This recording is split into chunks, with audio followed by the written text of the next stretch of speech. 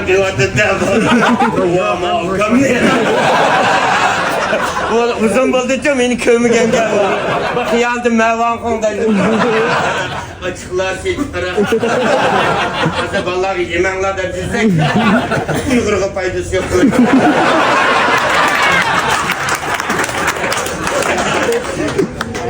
Benim cemaat yani ilaksimiz kızımla şüphem ya.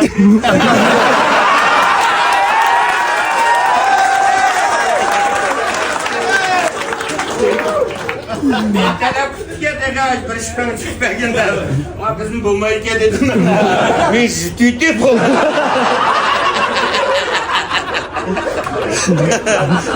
Bir kıtım şey koyduğun uzan kızıkmaysan.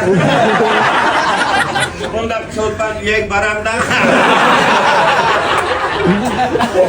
Alt numar deneyicilik tak tak çok getirdim. Yine koltuğu açılırım ben.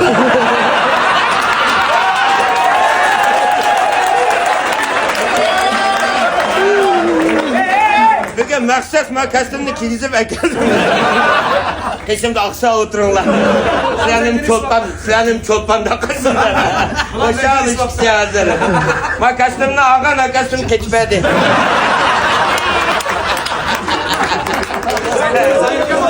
Bir yerler basanlar, uğşaş kiyinler. Zahir kemden ikinci dereciliğe. Erkek bedemine basına birinci derece. Sana deldirem seyret gelmez mi? Vallahi üçlük üşüyanı es koydum. Uzam terbiyeli geller. Hadi ürüntüz ben bile biliyorum anladım. Kastımdan ekibimde o. Adiyse diğer çıkım hemen. Ürüntüdüm Nurgun Uygur'un vaktini ısraf.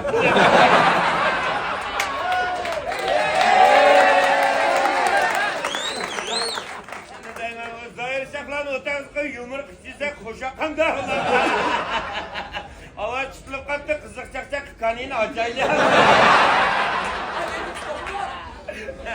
Bak eşede küzenlerin doktordaydık. Bir yerim ağramdı.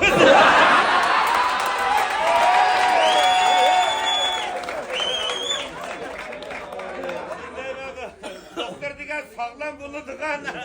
Sen ağrından tomurun tutup üzerine keslim depresiya.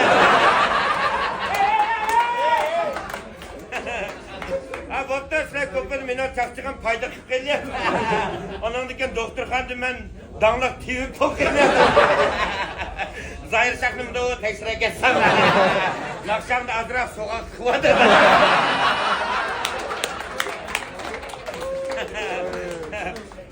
Bekti dağlıklarını artık.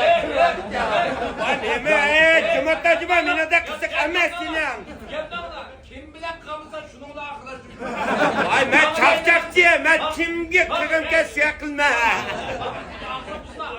Vay nerede kızım sen en mulayimlerini kıpır aldın.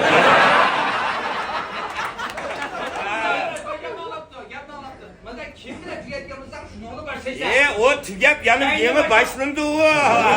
Vay kara bir yerden başlayma da bu getinin. Çakçak diye bir yerden başlandı. Şunu zeyriksem hiç oynayamaz mı? Attığımda deçko